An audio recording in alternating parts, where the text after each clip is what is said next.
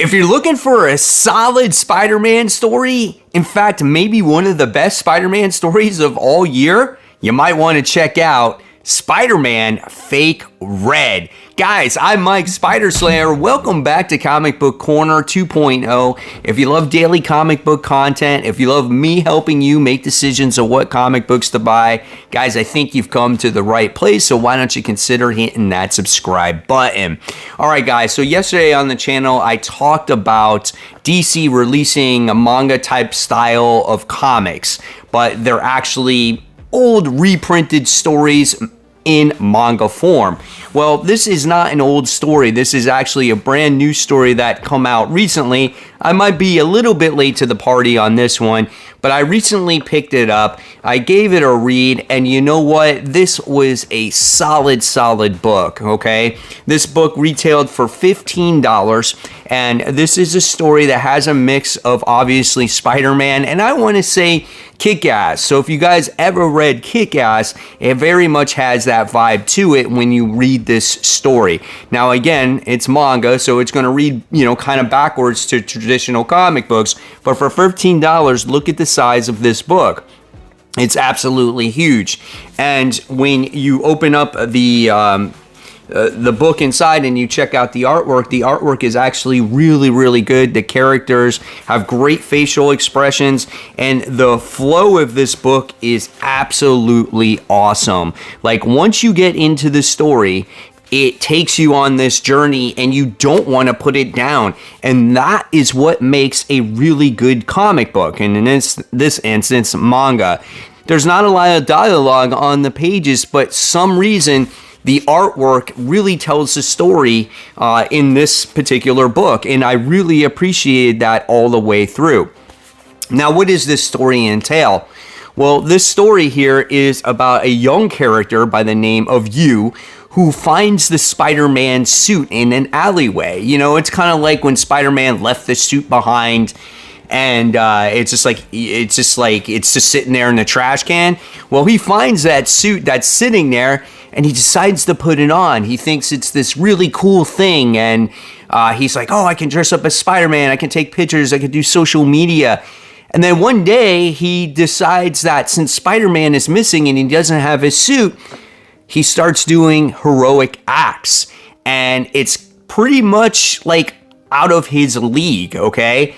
And things kind of snowball, and he continues to be Spider-Man because he's starting to get popular. There's this one little girl that he's, dating or has a relationship with, which is very organic. Their relationship develops all the way through this manga book, and it's absolutely outstanding. And you get to see what happens in Peter Parker in this manga as well, because something truly bad happens to him, but you get to see him fight characters like Scorpion in here. We also get characters like Silk and Screwball and J. Jonah Jameson. So all the characters that you have known and loved in the Spider-Man universe, a lot of them are in this comic book, and it hits all the beats and all the notes, and you can't you can't sit there and fault yourself for going, man, I almost like this better than the Marvel comics that are out right now. This was a phenomenal read. You can also expect some great Easter eggs in this, as well as you get to see like Horizon Labs. There's little Deadpool buttons on like Yu's backpack. There's just all kinds of different little things in there. I think there was an amazing Spider-Man 13th Street, which is the first appearance of Mysterio. So when you read this, you like to see those Easter eggs, and you kind of like, oh, I know this, and oh, I know that.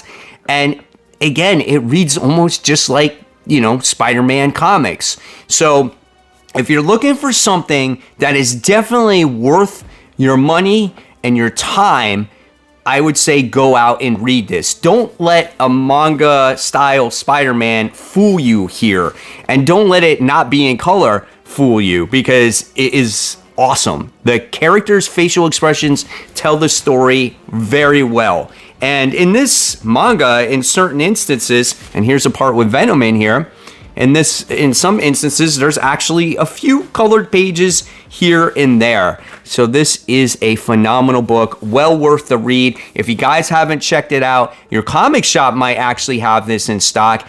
Go to the bookstores and check this one out. You will not be disappointed when you get done reading this. I'm not a huge manga fan, but when I saw this and I was like, wow, why not check this out? I got hooked pretty much into the second page. So if I'm going to grade this manga, I'm going to give this one an A+. This is everything that Spider-Man should be in the Marvel comic books today. So guys, if you read this, let me know in the comments below what you thought of Spider-Man Fake Red, and would you love to see a sequel? And if there is a sequel, let me know in the comments below, because like I said, I think I'm a little bit late reading this, but I'm happy I finally did. So guys, if you love the content, I'm going to leave you more content right here to click on. In fact, this is that DC material that's getting ready to come out in June of 2024, where it's manga style, and you can see my thoughts on that.